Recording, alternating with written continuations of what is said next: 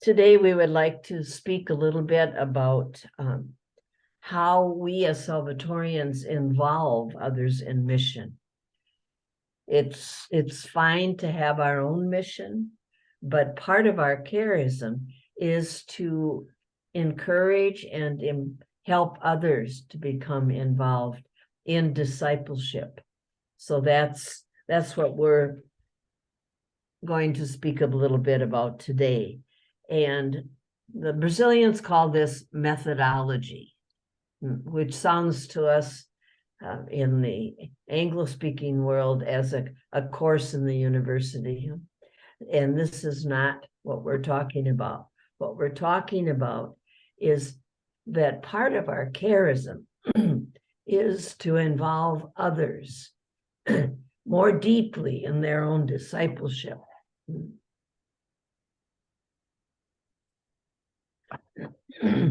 So that's based on Matthew 28, which is in that beautiful statement at the end of Matthew's gospel that we are to go and make disciples of all nations, baptizing them in the name of the Father, the Son, and the Holy Spirit. And that as we do this, Jesus will be with us as we work at building communities of discipleship.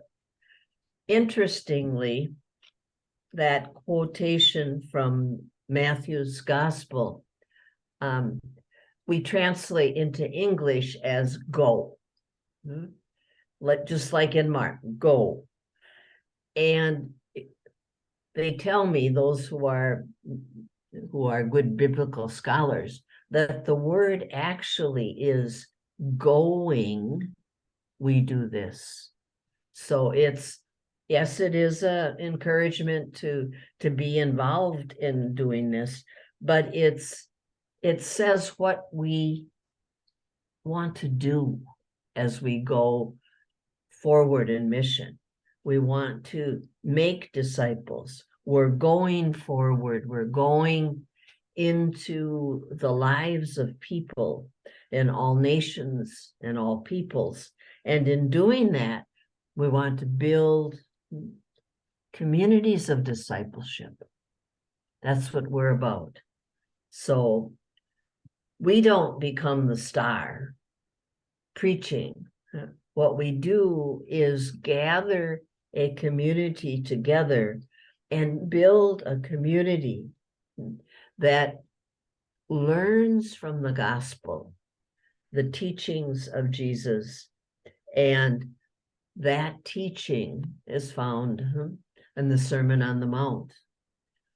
And so we are called to help form faith communities wherever we are, and to draw people together. And Father Jordan had a very clear desire in everything that he did to build those kinds of communities that would be Christian communities that would really welcome anyone.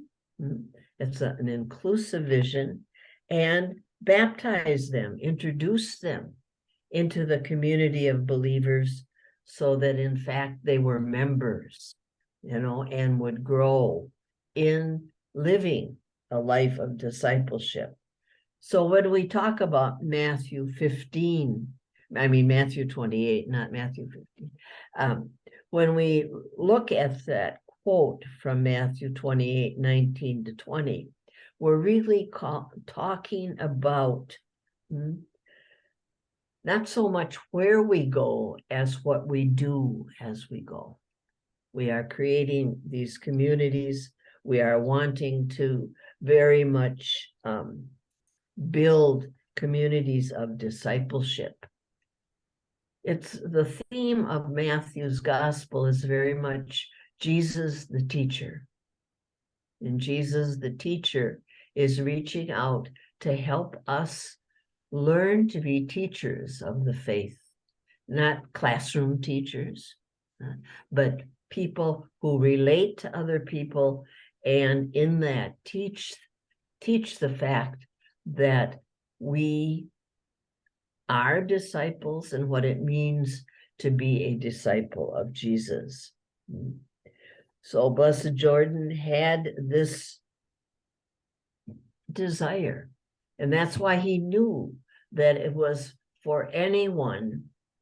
Our charism is for anyone who wishes to make Jesus known wherever they are, in whatever role of life they play. So a mother and father teach this to their children. An innkeeper teaches it by the way they welcome people into their inn, and as they rent rooms and as they serve them food. It's a way. In other words, as the Brazilians say, it's a methodology. It's how we do mission.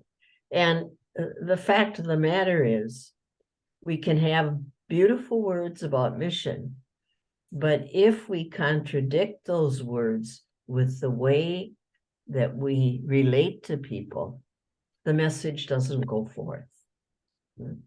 If we are,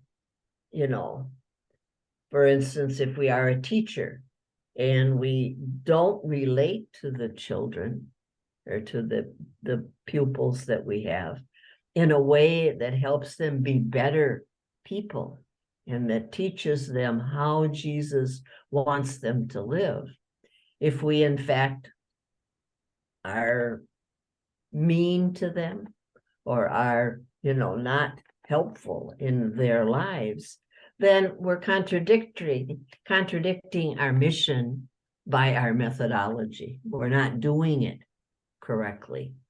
So this Matthew 28 encourages us to engage people in the living of the charism, of knowing God and spreading this knowledge as a fullness of life for everyone.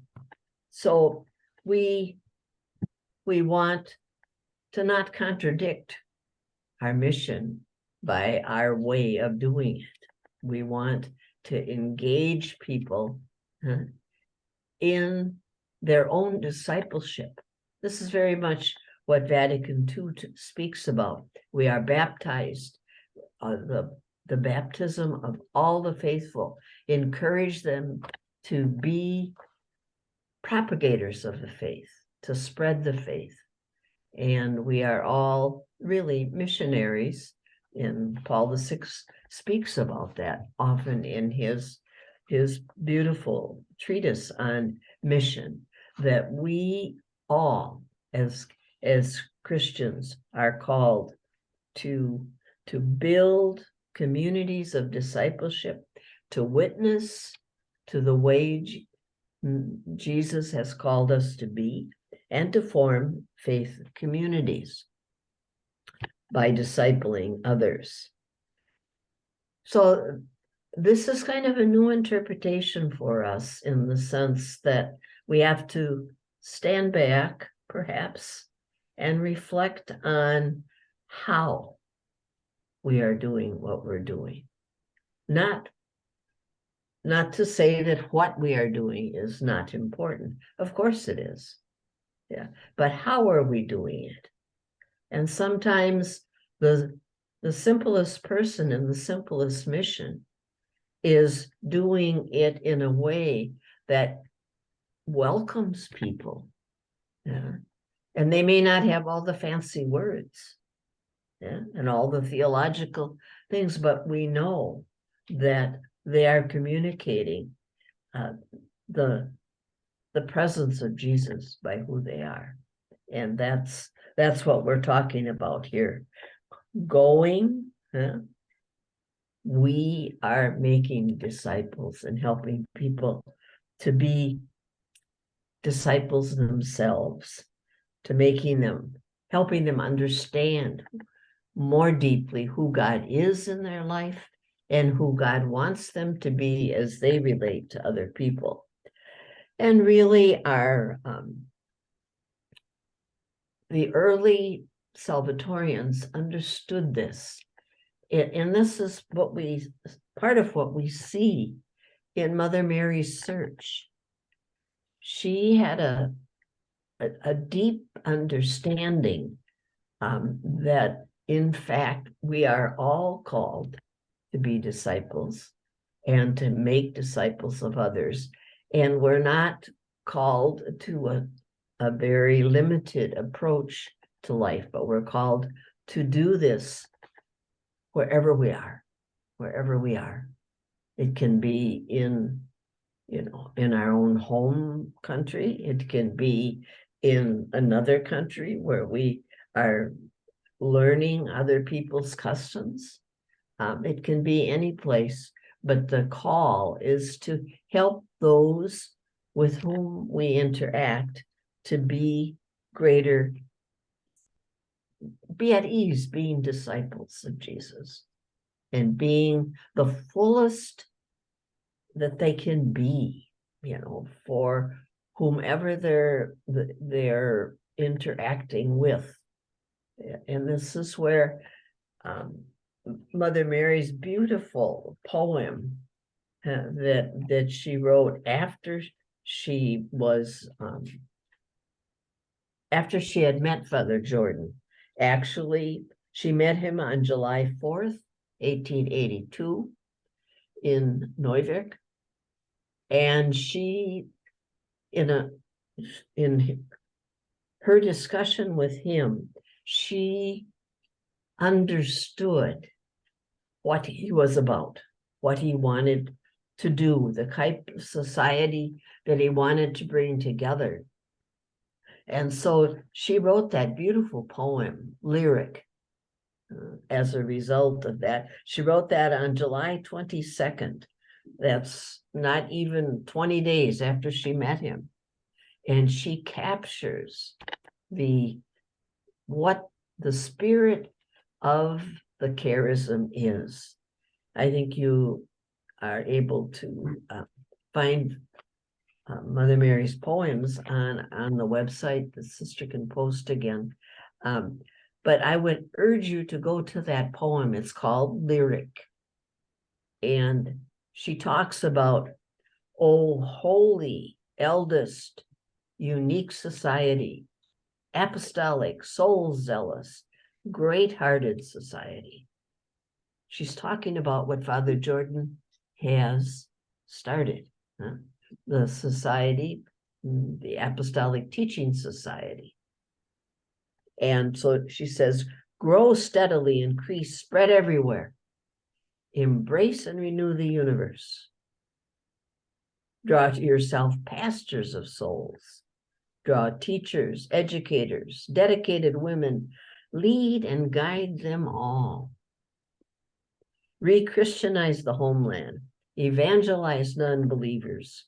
Protect orphans, homeless children. Teach and instruct them all.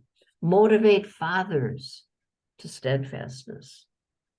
Mothers to holy child rearing. See the breadth of that mission, and that she's understood that Father Jordan's group will encourage people to be their best selves, and to communicate God's love to whomever they are interacting with. Country innkeepers to trustworthiness. I mean, this is a very broad understanding of mission.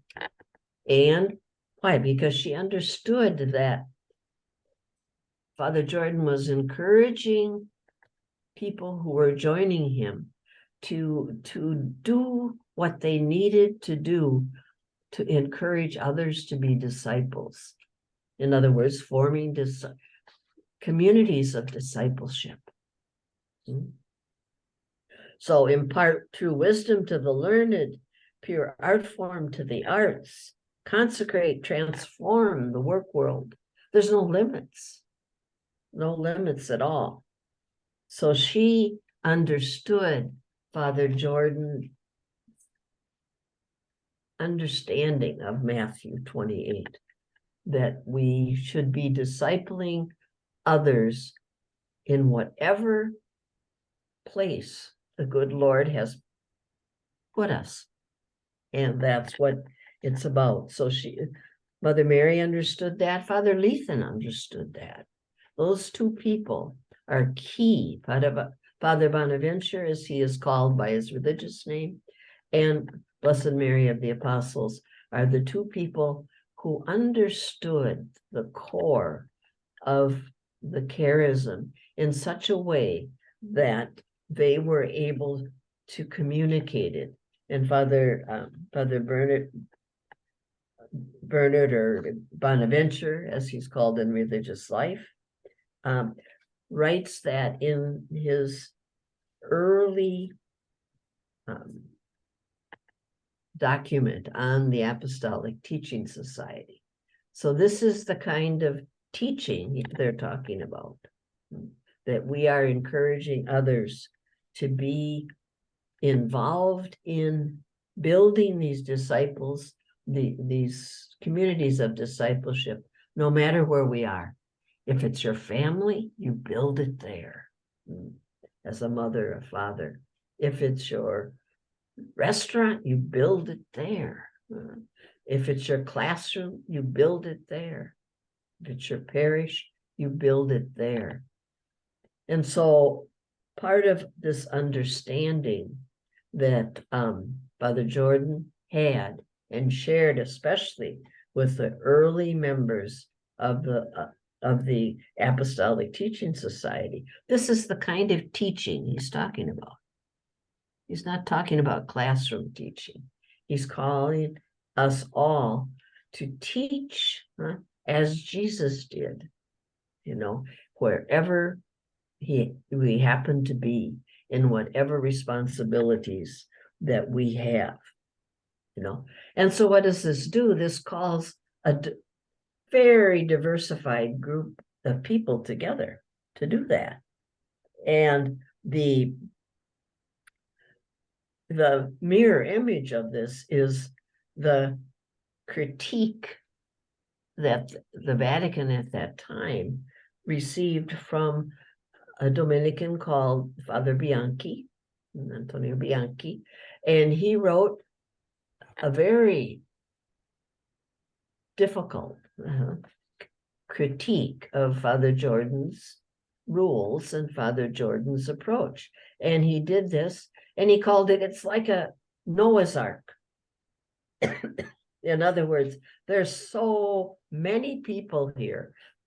It's not organized. It's not, this person takes vows and is a sister, and this person takes vows and he's a brother or whatever. Yes. And this is Father Jordan is always, and, whoever you are, whatever your vocation you are living, this is who we are. So, actually it is kind of a Noah's Ark. The Salvatorian family is able to be a diversified group of people living together, working together, and building communities of faith, and discipleship, no matter where we are, and in whatever way we can do that.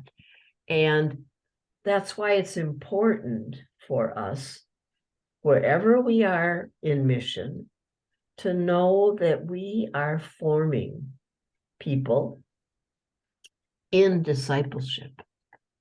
And that might mean working with young people to help them understand that the key to living in this, our global world today, is still found in the words of Jesus, still found, and will support them, through their lives. So it's teaching and encouraging, not teaching so much maybe by what we say, but how we interact and what we do with them and the experiences we walk with them through.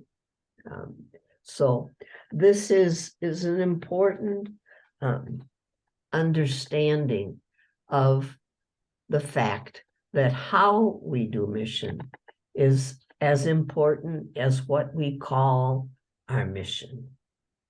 You know, we're called to do certain things in mission, yes, but how we do that is going to make a big difference, a huge difference. And Father Jordan understood that, and he understood that we want to be faithful to that. So in today's language, we talk about formation of apostles, leadership training. We have different ways of calling what we are about and the way we do mission. But what I want to stress through this discussion today is that involving others in mission is very much at the heart of our Salvatorian charism. And from the very beginning, this is what Father Jordan was encouraging us to do. Yeah. So I think what's important here is that each of us understands that we are sent, yes, to preach the gospel through our lives, yes, but we are in that sending encouraged always to build communities of discipleship where people are able to understand that the way that they engage other people is going to make a huge difference. It's going to make a big difference. And I think we can see this. We see this in those, our elders. I've seen in my experience of the sisters that taught me in secondary school was that they were teaching me history and algebra and that type of thing. But it's how they did it that attracted me in really built my vocation and helped me understand that here would be a wonderful community of believing people who cared about other people and wanted me and wanted the other students that I was in school with to be, and to be what they can be and to experience the fullness of life that Jesus came to bring us, and that made them friendly because they were building community with us. That was their methodology, if you want to call it that. That was their approach.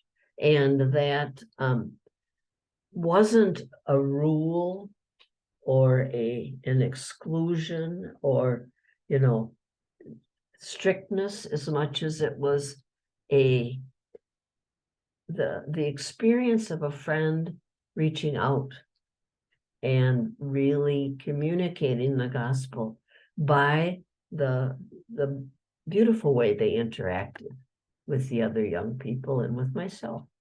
So we do see that. And those who are deepest in understanding our charism kind of do it almost naturally. And you can see that if they're all tied up in little rules, sometimes doesn't work. Often it doesn't work.